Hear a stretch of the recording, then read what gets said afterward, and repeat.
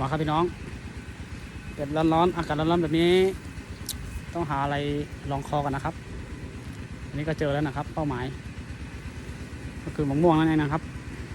นี่นะครับโอ้เต็มต้นเลยครับ